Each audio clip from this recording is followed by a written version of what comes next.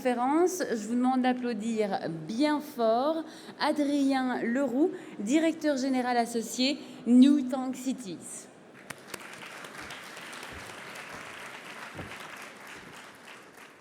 Par respect pour les conférenciers, je vais vous demander évidemment de mettre vos GSM sur silencieux, mais je crois que c'est déjà fait. Merci pour votre accueil et bonne conférence. Merci beaucoup. Bonjour à toutes et à tous. Je suis extrêmement heureux d'organiser et d'animer pour le RENT cette conférence sur la transition énergétique et DPE, l'innovation au cœur des enjeux. Et je vous demande d'accueillir tout de suite sur scène Yannick Borde, le président de Procivis. Ouais. Mathieu Binot, directeur général et cofondateur de Voltalis. Et bien évidemment, le président Loïc Quentin de la FNAIM.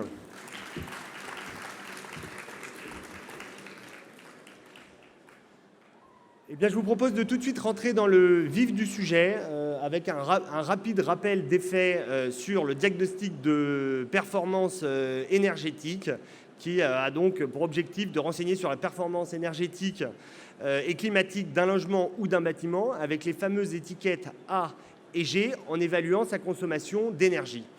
Cela s'inscrit dans un cadre et une politique européenne, comme vous le savez. Désormais, depuis le 1er janvier 2021, le DPE a perdu son caractère informatif pour devenir opposable. Et depuis le 1er janvier 2023, les logements classés G+, au titre du DPE, c'est-à-dire 450 kWh par mètre carré, sont désormais interdits à la location. On estime aujourd'hui que potentiellement, avec le diagnostic de performance énergétique, on pourrait voir sortir 5 à 7 millions de logements du marché de la location. Et forcément, ça pose question et c'est la raison pour laquelle on va essayer de réfléchir à ces problématiques aujourd'hui et de voir si l'innovation ne pourrait pas contribuer à améliorer notamment le diagnostic de performance énergétique. Le DPE, c'est un sujet que tout le monde connaît très bien. On a eu des prises de position récentes de différents hommes politiques. On a eu notamment le ministre de l'économie qui a dit que le diagnostic posait question parce qu'on ne s'intéressait pas notamment à la surface du bien, on ne s'intéressait pas non plus à la façon dont il était chauffé et que le gouvernement allait probablement revoir notamment ce diagnostic. On a aussi eu des prises de position un peu plus virulentes, notamment celle d'Édouard Philippe qui, dans une interview du Point, avait dit que ce serait une folie de sortir tous ces logements du marché de la location. Nous aurions dû avoir à nos côtés, parmi nos intervenants, le maire et président de la métropole, Christian Estrosi, qui est également membre d'Horizon et qui aurait pu nous éclairer sur ces sujets-là un peu plus politiques. Mais malheureusement, les actualités climatiques de sa région font qu'il est obligé de rester à Nice. Et donc, je vous prie de bien vouloir l'en excuser. Je vous propose donc directement de rentrer dans le vif du sujet et de laisser la parole à nos intervenants en demandant au président de la FNAIM, cher Loïc Quentin, finalement, vous, qu'est-ce que vous pensez du DPE et de ce que ça pourrait générer in fine si on suivait le calendrier et qu'on sortait ces actifs de la location? Vaste question. Bonjour à toutes et à tous. Alors, le DPE. Déjà, pour compliquer les choses, il y a deux DPE. Un DPE individuel que vous connaissez tous et un DPE collectif dont on ne connaît pas encore les contours. Le collectif s'applique à la copropriété dans son ensemble et l'individuel au logement en monopropriété. Que dire de ce DPE? C'est quelque chose qui a été mis au point et qui a fait l'objet de mises au point successives. Il y a eu, je crois, 21 modifications de l'algorithme qui conduit au calcul et l'établissement du DPE. C'est dire que nous sommes encore dans une phase de jeunesse et on sait qu'aujourd'hui, ce DPE est largement décrié parce qu'il est perfectible. On peut très bien avoir, ça dépend du diagnostiqueur en quelque sorte, qui va analyser le bâti, qui va concevoir, qui va faire peut-être mieux son travail qu'un autre, qui va retenir tous les critères qui conduisent à ce classement, et d'autres qui n'iront pas jusqu'au bout finalement de l'investigation à réaliser et qui ne vont pas répondre à un des critères et faire un classement par défaut, ce qui veut dire que parfois on peut être confronté à des DPE différents. Donc c'est déjà un problème et c'est un problème de jeunesse. Le DPE, on en a beaucoup parlé, notamment sur, vous l'avez dit tout à l'heure, l'indécence énergétique. Parce que la loi climat-résilience, elle a fait une erreur fondamentale, c'est d'avoir deux calendriers. Un calendrier de rénovation énergétique sur les copropriétés, juxtaposé à un calendrier qui frappe d'indécence les logements mis en location. Et notamment, la première échéance, G, au 1er janvier 2025. Très mauvais signal. Très mauvais signal, comme vous l'avez dit, parce que qui va contribuer à faire sortir du parc locatif un nombre important de logements, là où le secteur locatif est en souffrance et ne peut répondre à l'aspiration de nombreux Français qui restent locataires parce qu'ils ne peuvent pas accéder à la propriété. Donc c'est un sujet qui est important, et je dirais qu'aujourd'hui, on a demandé, la FNIM a demandé à suspendre cette indécence énergétique à l'adoption d'un plan pluriannuel de travaux par un syndicat de copropriétaires à l'occasion d'une assemblée générale qui semblerait une mesure, je dirais, raisonnable et raisonnée, permettant d'éviter cette attrition du parc locatif et le fait que beaucoup de logements vont sortir de ce parc. Comprenez bien qu'un propriétaire qui a plus de 80 ans, qui est propriétaire d'un appartement G, on lui demande de faire des travaux. L'arbitrage patrimonial est rapide, il préfère vendre plutôt que de rénover. Merci. Nous avons forcément la chance dans la salle d'avoir de très nombreux professionnels de l'immobilier. Vous les connaissez mieux que quiconque. Au quotidien, qu'est-ce qu'ils vous disent sur le DPE, sur l'angoisse de leurs propriétaires, sur l'angoisse de leurs locataires? Est-ce qu'aujourd'hui, vous sentez qu'il y a un caractère extrêmement anxiogène ou ce n'est pas encore un sujet parfaitement d'actualité? Tous les propriétaires ne sont pas informés, d'ailleurs ne sont conscients de l'indécence qui pèse sur leur logement. Le professionnel de l'immobilier, en tant que conseil, se doit de l'informer et donner des conseils, de véritables conseils. Pour ça, j'attire l'attention de tous les professionnels de l'immobilier présents dans cette salle, c'est de se former à cette loi climat-résilience. On ne peut pas être un professionnel de l'immobilier et aujourd'hui ne pas connaître l'ensemble des fondamentaux de ce dispositif pour mieux accompagner les clients, que ce soit en termes de vente ou en termes d'acquisition, en termes de vente ou de location. Donc le conseil, il y a beaucoup de propriétaires qui sont totalement en méconnaissance de ce dispositif et notamment il faut les accompagner aussi parce que je crois que pour tous les professionnels de l'immobilier, on en reparlera peut-être tout à l'heure, la valeur verte va s'imprimer et sera notre langage de demain. Ça sera notre valeur de référence. Les valeurs immobilières d'hier ne sont plus celles de demain et il va falloir penser valeur verte chaque fois qu'on conseille un client. On a voulu, lorsqu'on a pensé à organiser cette conférence, la placer sous le signe de l'innovation et de l'innovation au cœur des enjeux, notamment autour du DPE. Est-ce que vous, aujourd'hui, moi je crois savoir dans les différentes prises de parole de nos conférenciers, que tout le monde est forcément extrêmement favorable à ce que les passoires thermiques soient éradiquées. On le souhaite tous de nos voeux, on l'appelle tous de nos voeux. Mais aujourd'hui, comment on pourrait... Il y a des objectifs politiques européens, des objectifs politiques nationaux. Comment aujourd'hui, les professionnels de l'immobilier, l'AFNAIM, pourraient encourager les innovations? Quelles sont les innovations potentielles qui pourraient permettre finalement d'atteindre ces objectifs et on ne va pas réussir à éradiquer toutes les passoires thermiques, mais il y a forcément des dispositifs un peu intelligents à penser pour que justement ces passoires thermiques deviennent moins énergivores. Alors, la FNIM a fait une proposition il y a 6 mois, une proposition qui est audacieuse, mais qui s'inscrit dans l'avenir. Je parle devant des professionnels. Hier, vous aviez à faire une évaluation. Vous savez que depuis le 1er avril 2023, quand vous vendez une maison, un immeuble en monopropriété, classé F ou G, vous devez d'apporter un audit énergétique qui fixe notamment l'étendue des travaux qui devront être réalisés pour trouver un autre classement sur le DPE. Et ce classement, il chiffre, cet audit chiffre les travaux. Hier, vous avez évalué une maison 300 000 € et l'audit vous dit qu'il faut faire 50 000 € de travaux. Question fondamentale à régler, ces 50 000 € de travaux, faut-il les ajouter ou les soustraire? L'acquéreur dira-t-il, dois-je les soustraire du prix ou au contraire les majorer sur le prix? Et puis en même temps, il y a un problème, c'est que le banquier va dire, je vais devoir financer quelque chose ou sur lequel vous allez être opposé et confronté et contraint de faire des travaux à terme sur 50 000 €. Ce qui dénature et déforme notamment le plan de financement de l'acquéreur. À la FNM, on a fait une proposition qui est entre les mains du gouvernement, qui a reçu un écho favorable du ministère de la Justice, la direction de l'habitat et de nombreux universitaires s'est inspiré de la vente d'immeubles à rénover, ça s'appelle la vente en état futur de rénovation énergétique, tout simplement permettre aux professionnels d'être véritables accompagnants de la rénovation énergétique, notamment en proposant un contrat de vente en état futur de rénovation énergétique. Et là, votre contrat de vente, il est innovant dans le sens où vous allez réaliser une vente moyennant le prix de 350 000 € en sont compris les travaux de rénovation énergétique tels que fixés par l'audit, et vous avez une assiette globale de financement du prix, une garantie d'achèvement et une assurance. On a monté ce dispositif, nos professionnels à la FNIM sont formés pour le faire, et notamment on fait tout en sorte d'accompagner les politiques publiques parce que nous sommes mobilisés pour cette rénovation énergétique. Comme je disais tout à l'heure, la valeur verte va être effectivement la valeur qui doit être fléchée demain. On ne peut plus penser immobilier sans valeur verte. Merci, merci Loïc Quentin.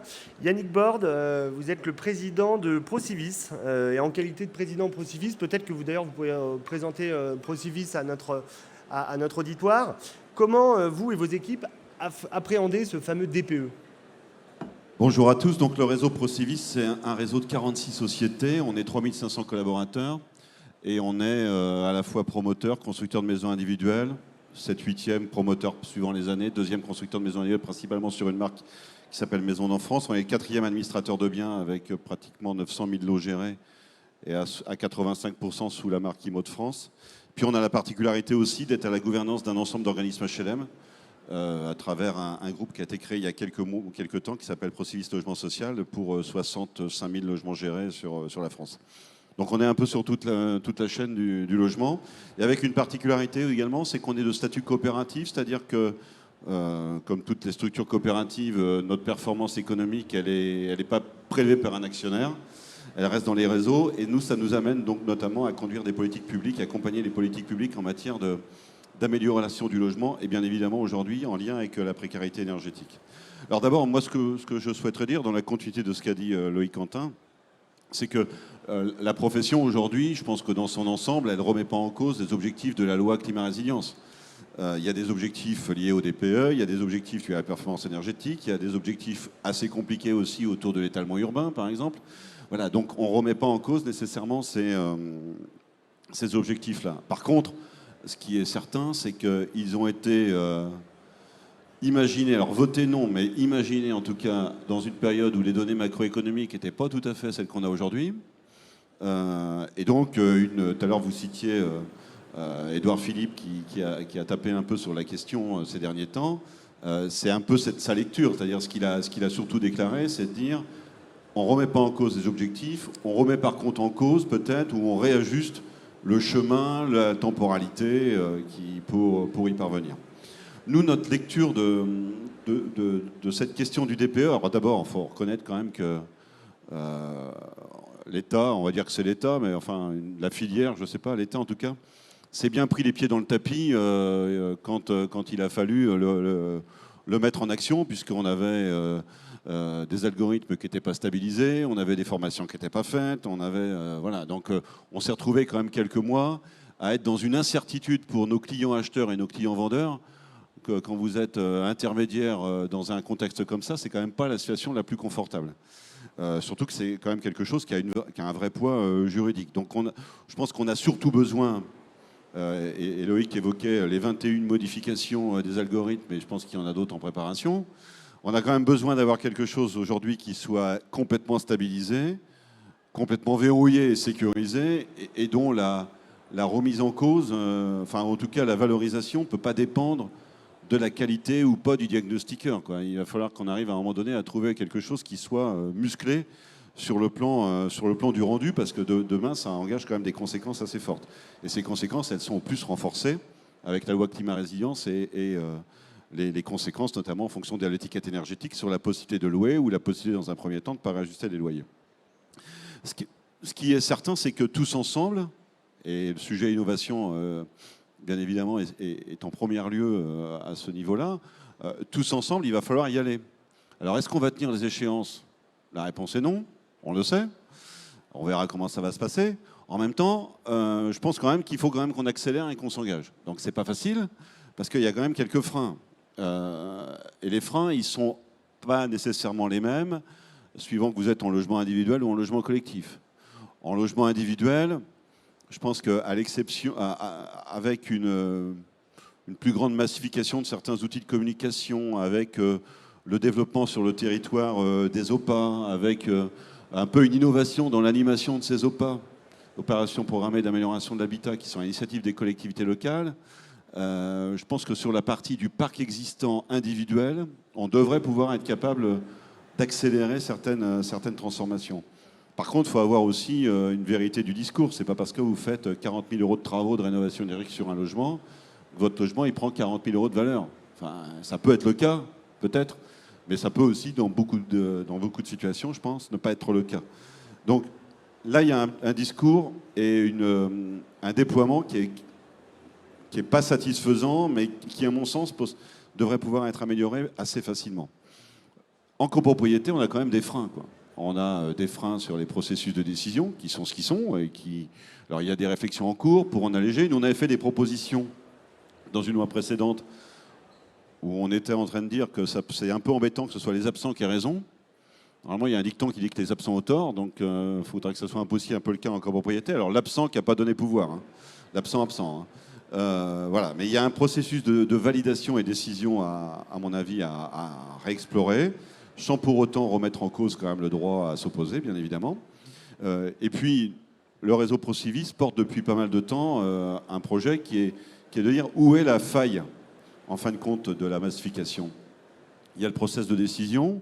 En même temps, l'État, depuis 2018-19, a renforcé l'ANA, a créé MaPrimeRénov', crée MaPrimeAdapt'.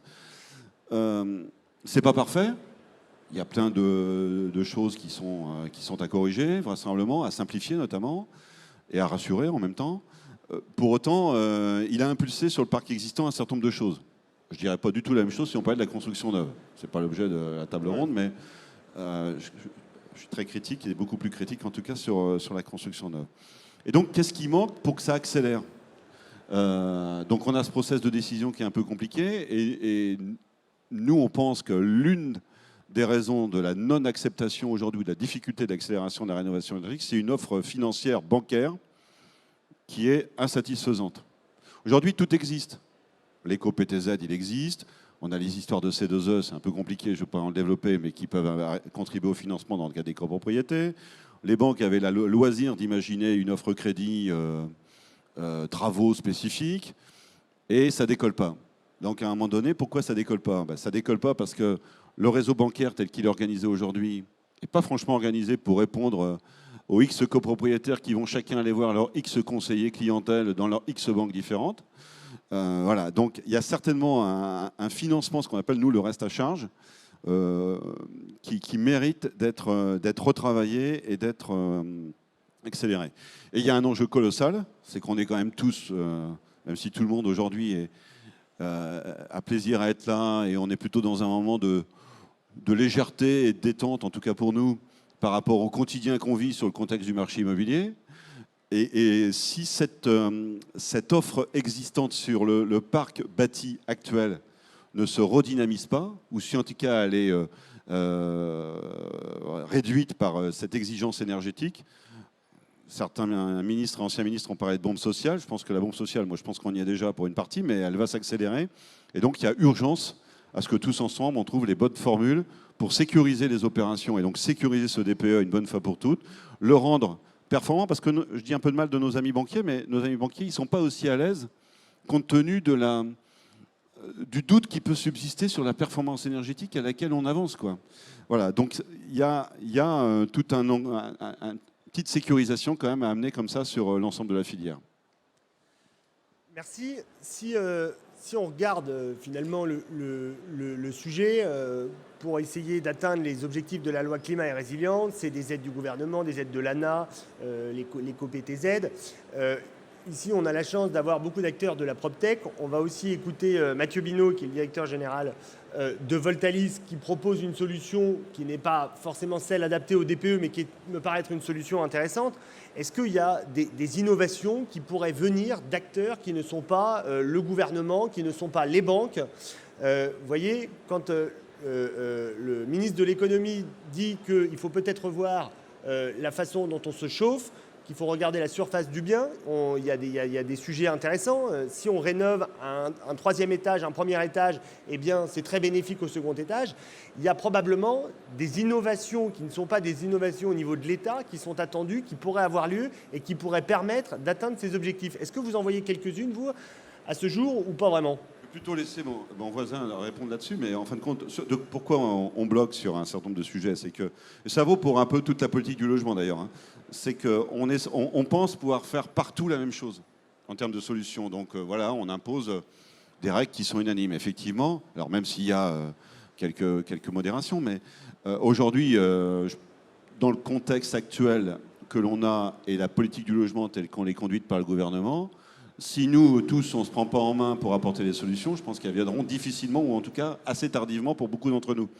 Donc il va falloir y aller sur toutes les contributions que peut amener l'AFNAIM, qu'amène aujourd'hui tous les réseaux. On fait partie ensemble d'un petit mouvement qui a été créé au mois de juin qui s'appelle l'APL, sans jeu de mots, l'Alliance pour le logement, où il y a toutes les grandes familles d'acteurs du logement qui, pour une première fois, je pense, travaillent tous ensemble dans ce contexte actuel. Au moins la crise aura favorisé ça et c'est peut-être un bien.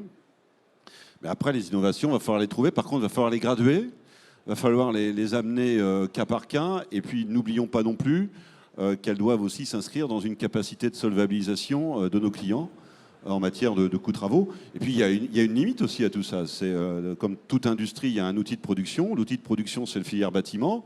La filière bâtiment, construire 400 000 logements neufs par an et aller rénover 1 million de logements, plus l'économie à construire, ça ne marche pas, quoi. Donc il va falloir trouver des priorités. Je pense que par contre, il y a un écueil dans lequel moi je souhaite que personne ne tombe, c'est ne pas opposer construction neuve et rénovation énergétique. Il faut vraiment travailler sur les deux champs.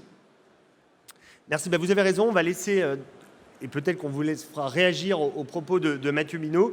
Mathieu Binot, vous êtes le directeur général cofondateur de Voltalis. Est-ce que vous pourriez présenter l'entreprise et présenter la solution que vous apportez sur la façon dont vous pouvez aider les particuliers, les bailleurs à justement diminuer la consommation d'énergie ? Bonjour à tous. Alors Voltalis, en un mot, nous sommes le leader européen du pilotage de la consommation d'énergie. Derrière ce mot barbare, il y a une idée en fait qui est toute simple. C'est l'idée d'équiper très massivement les bâtiments et les logements, principalement, d'une solution qui va permettre d'optimiser la consommation de chauffage et le faire notamment et tout particulièrement au moment où on a le plus besoin de baisser notre consommation pour éviter de démarrer des centrales thermiques. Alors pourquoi est-ce que ça devient un élément extrêmement structurant de notre paysage ? Je vais prendre le titre de la conférence, Transition énergétique et DPE. Le DPE répond à une partie du sujet, mais pas à tout. Si on raisonne transition énergétique, l'enjeu qu'on a collectivement, c'est de réduire nos émissions de CO2 et donc de brûler moins de produits pétroliers. Si je le fais simple, brûler moins de gaz pour produire de l'électricité pour qu'elle vienne d'éléments renouvelables, et brûler moins de gaz dans des chaudières à gaz pour pouvoir se chauffer à l'électricité. Évidemment, si on bascule massivement vers du chauffage électrique, mais qu'on continue à chauffer au moment des pointes avec des centrales à charbon ou des centrales à gaz, on n'a absolument rien résolu comme problème en termes de transition énergétique. Donc on va avoir un enjeu nouveau dans le cadre de cette transition, c'est d'arriver à moins consommer. Et le DPE approche le problème d'une certaine manière en regardant comment le bâtiment, dans son infrastructure, quelque part, va consommer moins. Mais s'il consomme peut-être moins, mais au mauvais moment, en fait, on peut passer complètement à côté de la cible. Donc le métier de Voltalis, c'est vraiment d'équiper gratuitement des logements d'une petite solution qui rend les radiateurs pilotables à distance, de façon à pouvoir optimiser leur consommation pour que le consommateur, l'occupant du bâtiment, lui, fasse des économies d'énergie. Parce qu'à la fin, l'enjeu pour lui, c'est de maîtriser sa facture en termes de pouvoir d'achat, mais qu'en même temps, il puisse le faire ou autoriser Voltalis à lui permettre de le faire en concentrant ses économies au moment des pointes du soir, au moment des pannes de vent, au moment où, si on ne baissait pas collectivement notre consommation, on aurait besoin de démarrer une centrale à charbon allemande, une centrale à gaz française, et toutes ces centrales qui coûtent de plus en plus cher, au-delà de la transition elle-même et donc de l'aspect de pollution, qui en plus font flamber les cours de l'électricité en ce moment. Donc pourquoi est-ce que c'est gratuit dans notre modèle économique ? C'est que cette flexibilité de la consommation, le fait de consommer certes moins mais au bon moment, a une énorme valeur pour le réseau d'électricité et notamment pour RTE. Alors quand on est proche de la rupture, vous avez beaucoup entendu parler l'année dernière d'EcoAt et de ses alertes. Et RTE faisait une conférence de presse aujourd'hui même, en ce moment, pour prévenir que cet hiver devrait être un peu moins tendu, mais néanmoins restons tous sobres et vigilants. Mais l'enjeu collectif que nous avons devant nous, c'est d'arriver à baisser la consommation au moment de ces pointes pour arriver à consommer plus propre et même consommer tout court pour éviter les limites, d'arriver en limite de système et de le saturer. Donc RTE, finalement, va nous rémunérer, nous, Voltalis, pour qu'on puisse assurer la totale gratuité de la solution pour tous les logements qui vont vouloir s'équiper, pour que les occupants en profitent et eux fassent une quinzaine de pourcents d'économie d'énergie sur leurs factures, tout en rendant service collectivement au système. Donc la raison pour laquelle je disais que le DPE passait à côté d'une partie du sujet, une partie qui va être de plus en plus importante, c'est que le DPE ne tient pas compte finalement de la façon dont on utilise le logement ou des automates de gestion qu'on peut mettre à l'intérieur. Parce que finalement, si on a un automate de gestion qui permet d'avoir la même solution de chauffage, mais qui va consommer beaucoup moins en journée quand on est au bureau, le week-end quand on est en déplacement, on peut baisser de façon très significative sa consommation réelle, ramener au mètre carré, sans avoir nécessairement fait des travaux d'infrastructure. Donc évidemment, ça n'empêche pas tout le mouvement vers la rénovation lourde, qui est sans doute parfaitement souhaitable, mais il y a des gestes beaucoup plus faciles à faire dès maintenant, d'automatiser des gestes simples. Je baisse, je décale, et je sais plus, il y a trois mots utilisés abondamment par le gouvernement, mais qui aujourd'hui relèvent d'une action très manuelle des gens. Donc évidemment, tout le monde n'est pas forcément très motivé pour le faire tous les jours. Automatiser tout ça, ce que notre solution technique permet, encore une fois totalement gratuitement, permet d'inscrire cette sobriété dans les usages et dans les automatismes, la rendre totalement indolore et permettre de la massifier à très grande échelle, puisqu'on a aujourd'hui déjà un tiers des logements qui sont en chauffage électrique, et quand on écoute RTE, le mouvement d'électrification du chauffage leur fait anticiper 3/4 des logements en chauffage électrique d'ici à 2050. Donc on va vraiment avoir besoin de gérer collectivement cette réalité autrement. Et encore une fois, vous parliez d'innovation. Nous, on a dû innover pour arriver à pousser cette idée d'une façon technique, puisqu'on a développé une plateforme assez unique qui a déjà raccordé 1 million de radiateurs et qui gère en temps réel l'optimisation de leur consommation. On a dû aussi innover d'un point de vue de modèle économique et financier pour trouver une façon de rendre la solution gratuite, parce qu'on avait bien vu que cette idée de demander à des propriétaires ou à des locataires de financer des travaux d'équipement, même pour une solution si simple et bête, j'ai envie de dire, qu'un thermostat, beaucoup ne le font pas. En France, il y a 10% des logements qui sont équipés d'un thermostat, et ce pourcentage est encore plus faible pour ceux qui ont du chauffage électrique. Il est un peu plus élevé pour ceux qui ont du chauffage à gaz. Donc seulement 10%, ça veut dire que vous avez quasiment 27 millions de Français qui n'ont pas cet équipement tout simple qui est un thermostat, parce que les quelques centaines d'euros qu'il faut sortir pour l'acheter n'est pas nécessairement un geste évident pour eux. Donc on a cette innovation technologique, cette innovation financière et une innovation de pédagogie, puisque cette idée, ce besoin, cette possibilité désormais de se faire équiper d'un thermostat gratuitement qui va aider le réseau électrique, ce n'est pas encore complètement connu. Donc on s'appuie énormément sur les professionnels de l'immobilier ou sur des collectivités locales.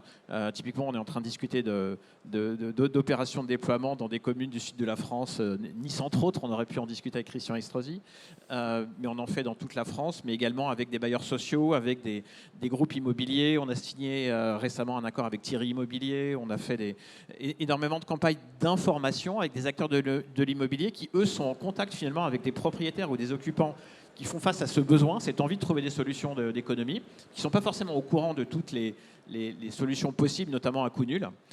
Et c'est cette mobilisation collective qui permet d'imaginer un déploiement massif, puisque RTE attend que très massivement les logements s'équipent de ce genre de solutions, dont nous sommes aujourd'hui le seul acteur. On est assez unique en France, mais on a 30 millions de foyers à équiper de ce genre de solutions. Et donc très concrètement, parce que vous avez ici que des professionnels de l'immobilier, si ils jugent la solution Voltalis pertinente, ils ont qu'à seulement vous contacter pour entreprendre les démarches de ce capteur. Comment ça fonctionne ? Exactement. Quand on organise des campagnes d'information avec des partenaires, la logique, ça consiste à informer les locataires, les personnes qui peuvent être en gestion locative, les personnes qui peuvent être en copropriété dans un bâtiment, enfin peu importe la nature de la relation finalement avec des gens qui habitent dans un logement qui sont chauffés à l'électricité, pour leur relayer cette possibilité de se faire équiper totalement gratuitement d'une solution de thermostat pour eux, mais solidaire avec le réseau électrique. Donc ça passe par des campagnes d'information, des campagnes d'appels téléphoniques, des campagnes de mailing, enfin quels que soient les leviers, co-organisés avec nos partenaires, de façon à nous permettre, nous, d'avoir des équipes d'installateurs dédiées au patrimoine qu'on va vouloir équiper, pour les équiper dans un délai très très court, et avoir des campagnes de déploiement, des campagnes d'installation sur quelques semaines pour que tout le monde puisse se faire équiper dans des très brefs délais. Merci beaucoup. J'ai une question, alors elle est un peu complexe, je ne sais pas si on va pouvoir y répondre aujourd'hui, mais on a vu qu'un logement classé G+, on calculait 450 kWh au mètre carré. Est-ce que si demain on arrive à trouver des solutions comme celle de Voltalis, on pourrait notamment trouver la réponse qui est peut-être celle qu'attend le gouvernement aujourd'hui, de retarder un peu et de déclasser des actifs immobiliers de G à F, parce que justement, on a des solutions un peu innovantes sur la façon dont on va chauffer le bâtiment. Est-ce que ça pourrait être une des solutions qui pourrait être envisagée ? Alors, on ne peut pas parler à la place du gouvernement, mais est-ce que ça pourrait être des pistes de réflexion intéressantes ou pas ? Je peux réagir par rapport à notre solution. De toute évidence, quand vous dites 450 kWh par mètre carré et par an, la question c'est est-ce qu'on parle de la théorie ou de la pratique ? Si on s'attachait à la pratique, il y a des solutions pour baisser sa consommation en les gérant mieux, et on peut faire des gains phénoménaux, notamment dans les passoires thermiques, quand on évite juste de chauffer la journée quand on est sur son lieu de travail. On peut faire des gains significatifs. Donc oui, il y a des logements qui pourraient passer réellement en dessous de ce seuil. Le problème, c'est que le DPE aujourd'hui ne regarde pas la pratique, il regarde la théorie. Et la théorie, qui dans certains cas de figure, n'attrape vraiment pas la pratique, même avant les solutions innovantes dont on peut parler. Donc de basculer dans un monde où on prendrait davantage en compte l'usage réel du bien et la réalité des solutions et de la gestion mise en place, et pas uniquement la théorie, me paraît aller dans un sens intéressant, parce que ça permettrait d'avoir des résultats et pas des effets d'annonce, et de s'adresser à ceux qui, même en pratique, ne pourraient pas atteindre ces résultats, qui seraient peut-être une priorité dans la priorité à mettre en haut de la pile, et qui pour l'instant ne sont pas forcément identifiés comme ça. En tout cas, le DPE ne donne pas du tout le bon thermomètre pour les identifier. Loïc Quentin. Oui, je peux. Oui, deux pistes pourraient sortir, notamment certains logements du classement G, pour les remettre en F. Je vais les évoquer. Une première piste, c'est concernant notamment un ballon d'eau chaude qui équipe dans tous les cas un appartement. Donc la consommation est exactement la même et prise en compte dans le calcul du DPE pour un appartement de 25 mètres carrés ou de 50 mètres carrés qui est équipé du même équipement. Donc là, il y a encore quelque chose à revoir. Deuxième piste, et ça c'est quelque chose que la FNIM a remarqué et qu'elle soutient, il y a une proposition de loi qui a été déposée au Sénat tout récemment, il y a 10 jours, émanant de Sylvia Noël, une sénatrice de Savoie, et qui a remarqué et qui met en évidence le fait que dans l'établissement du DPE, quand on prend l'énergie primaire, eh bien l'électricité est pénalisée. Parce qu'il y a un coefficient de pondération de 2,1 sur l'électricité par rapport au gaz, contrairement à tout ce qu'on nous avait dit jusque-là. Ce qui contribue à aggraver la note du DPE de l'appartement considéré.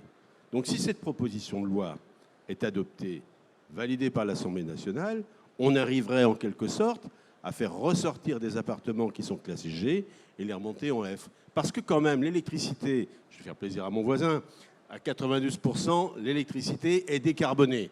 Le gaz ne l'est pas. Donc il y a un problème, je pense, de lobbying. Je peux en parler. Moi, je suis président d'un syndicat, d'une fédération professionnelle. Il y a un problème de lobbying opposant gaziers et électriciens. Dans ce pays, à un moment, il y a un langage de vérité qu'il va falloir avoir et de rétablissement du bon diagnostic. Merci Yannick Borde. Je ne vais pas rajouter grand-chose, juste dans l'exemple que prend Loïc, c'est en fin de compte, c'est là qu'on voit bien toute la fragilité aujourd'hui du DPE tel qu'il est calculé, tel qu'il existe, et en fin de compte, il crée une espèce d'incertitude sur tout un tas de sujets, il crée une espèce de tension sur tout un tas de sujets, et ça, il faut qu'on en sorte, parce que ça fait un moment que ça dure, et que ça nous met tous quand même dans une mauvaise difficulté, surtout, dans une grande difficulté. Surtout que les échéances qui sont devant nous, quand même, il va falloir à un moment donné, si elles ne sont pas respectées, qu'est-ce qui se passe? Voilà. Donc ça, c'est quand même un élément essentiel. Et nous, sur le terrain, les acteurs sur le terrain, je pense que c'est le premier souhait que l'on a. C'est-à-dire, trouvez-nous la bonne formule une bonne fois pour toutes, on la partage, on est d'accord, elle est fiable, et on passe à autre chose, quoi. Et ça, on sait qu'on n'y revient pas. On a quand même une fenêtre de tir aussi. Je pense que le gouvernement nous a annoncé une nouvelle loi sur le logement en mars. On ne sait pas ce qu'il y aura dedans. Mais pour nous, ça va être une opportunité extraordinaire. Je pense qu'avec l'Alliance pour le logement, on va travailler à des amendements en masse à déposer pour faire effectivement infléchir le dispositif et notamment avoir une clarification et une stratégie claire. Je voudrais revenir sur... faut quand même qu'on fasse très attention parce que remonter un GNF, aller dire ça à un client pour aller le revoir dans 2 ans pour lui dire ça serait bien d'en remettre une couche pour remonter encore d'un cran, il faudra y aller, quoi. Ça va être un peu compliqué quand même. C'est déjà un peu on sait qu'aujourd'hui, on n'arrive pas à avoir une méthode de diagnostic qui soit équivalente et donc ils sont déjà un peu habitués au fait que s'ils sont G, potentiellement, ils peuvent passer F Comment ? Et on gagne 2 ans.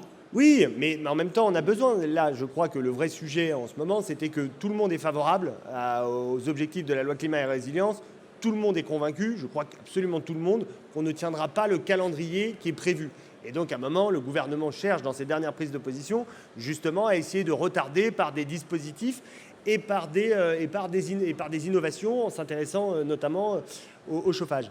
Comme vous le savez, l'idée de ces conférences aussi, c'est qu'on puisse laisser la parole au public, poser des questions. Donc, je vous invite désormais, si vous le souhaitez, à poser quelques questions à nos conférenciers. Y a-t-il des questions dans la salle ?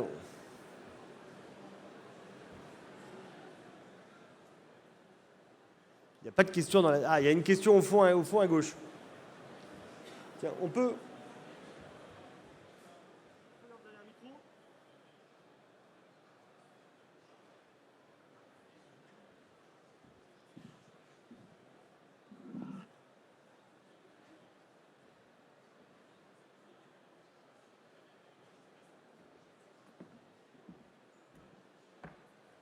Bonjour, merci à tous.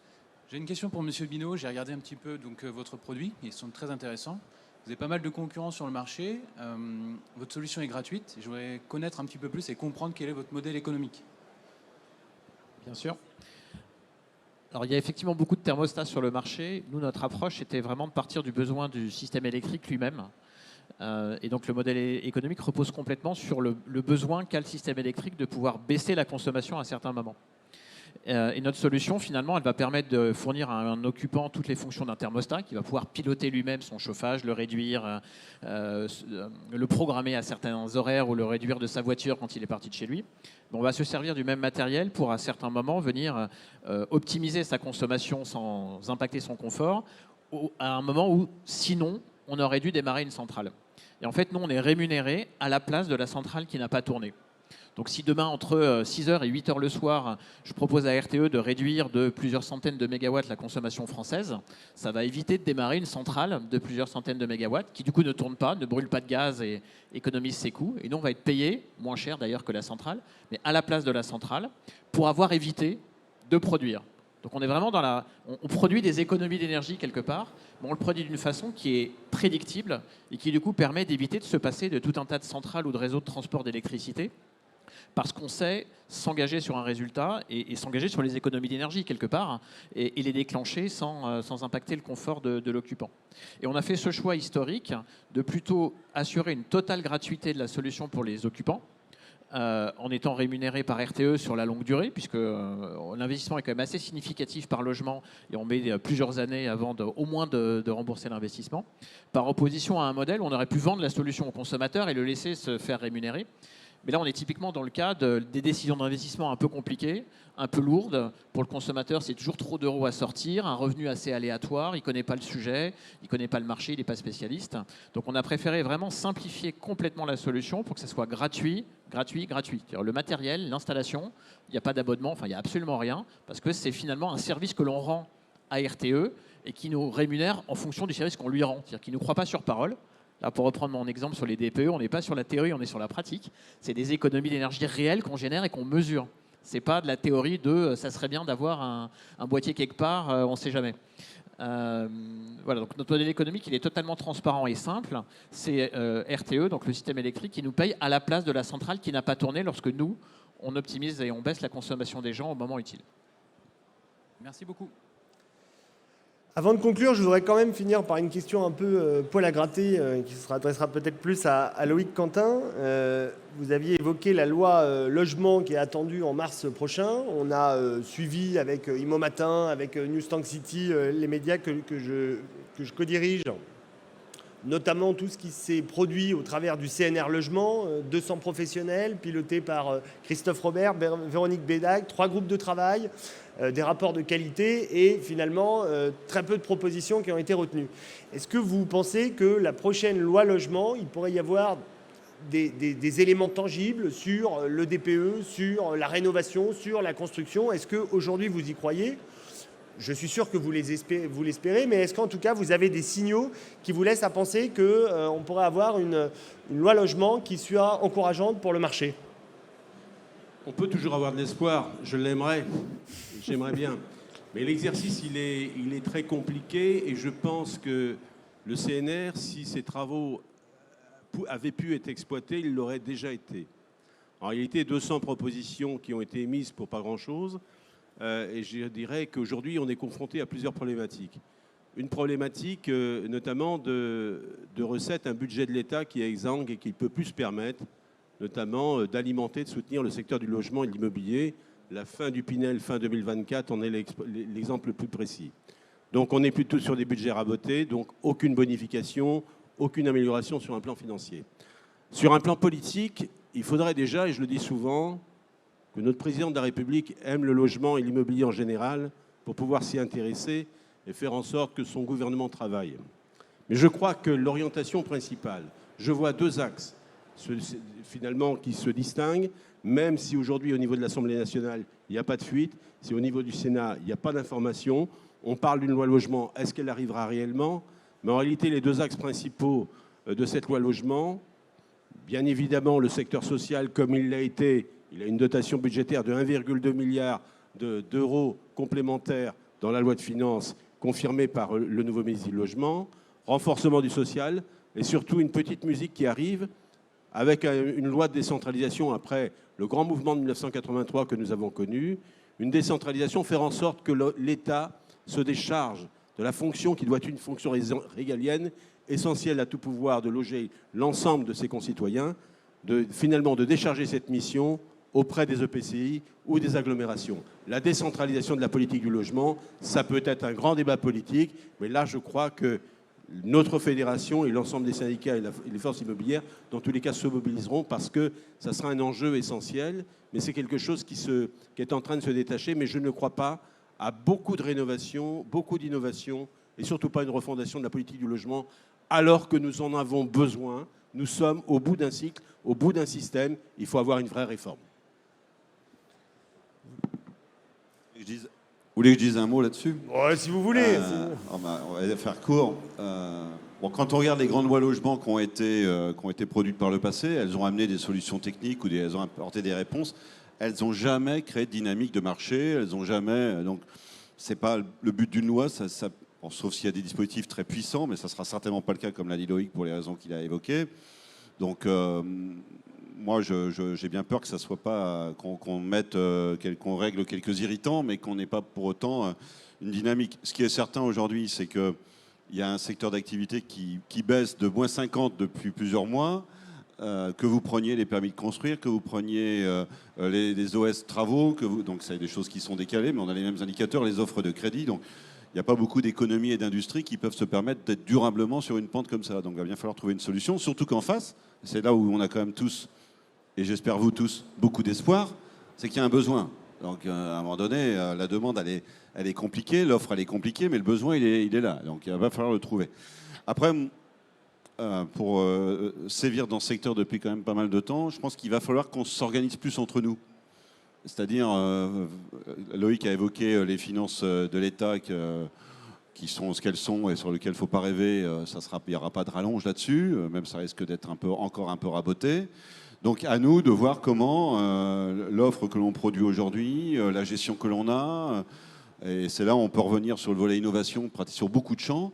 Je pense qu'il va falloir que nos modèles évoluent, que nos pratiques évoluent, que la forme des acteurs évolue, que voilà, il va se passer des choses.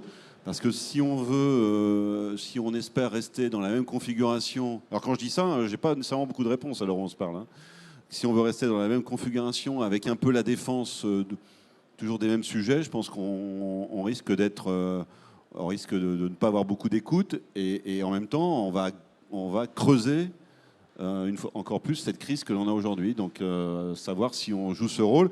Et quand vous avez un gouvernement qui saisit pas nécessairement les propositions que vous lui faites, qui sont toutes pas dans le CNR, dans les 200 propositions, il n'y avait pas que des budgets d'État derrière. Hein. Il y avait plein de propositions, il n'y avait pas un centime de l'État à mettre. C'était de refondre un certain nombre de raisonnements, de refondre un certain nombre de pratiques. Bon, bah, voilà, ça n'a pas été entendu, ça n'a pas été entendu. Oui, je voulais rajouter un mot sur un terrain différent et complémentaire de ce qu'ont dit mes deux voisins. Parce qu'il y a d'autres lois en gestation sur un terrain à la fois différent et totalement complémentaire, des lois sur l'énergie. Et une direction dans laquelle on voit émerger ce besoin de flexibilité avec des logiques de label, peut-être demain d'incitation ou voire d'obligation. Donc on a un sujet de plus en plus compliqué pour les professionnels de l'immobilier, parce qu'il y a la dimension immobilière, il y a la dimension énergie, et ça se recroise, ça s'entremêle, et en plus avec des ministères différents, et le dialogue ou la répartition des rôles entre les ministères n'est pas toujours complètement évident.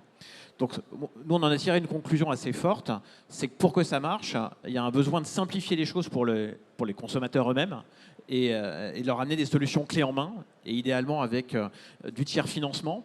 Parce que cette complexité, déjà pour nous, pour les acteurs de la profession, c'est compliqué à intégrer. Mais c'est encore plus incompréhensible quand on descend auprès soit des particuliers, soit même d'entités plus petites.